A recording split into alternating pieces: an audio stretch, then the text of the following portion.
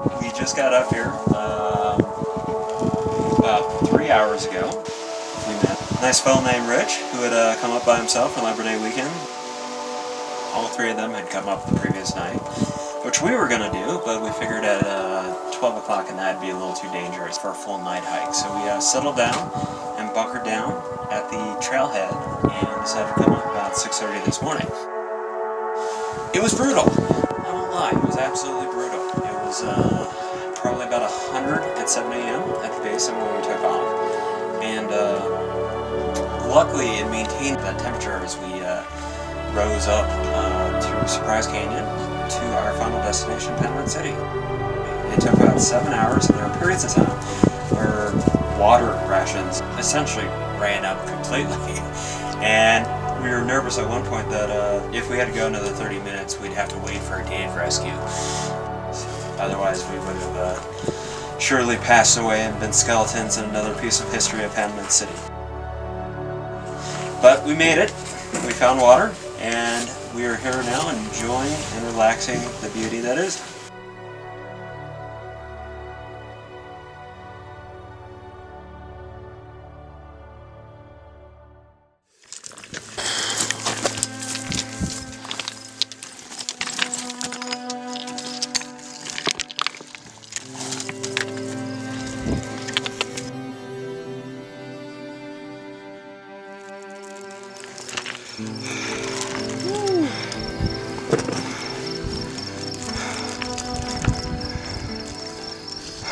It's a fun pack. Pretty worn out, I gotta admit. What are you carrying back there? Stuff.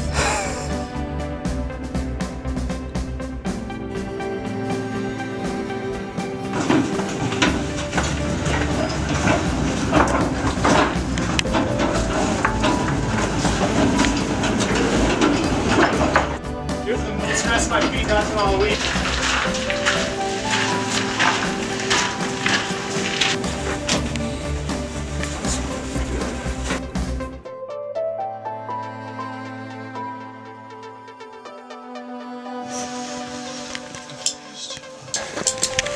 Alright, so I'd rappelled down to the end of the 150 feet, and I called up and I told him, alright, come down and bring the rest of the rope with you.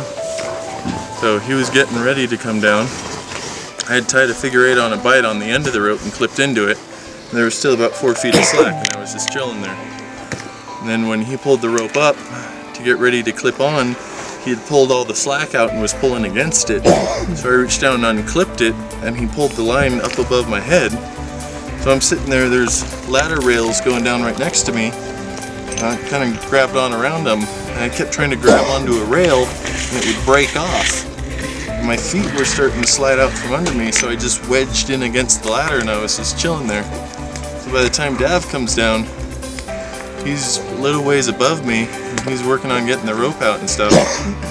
And everything I was standing on just started slipping out from underneath me. And it was sliding, and I could feel the ladder break loose and give way from up where he was standing.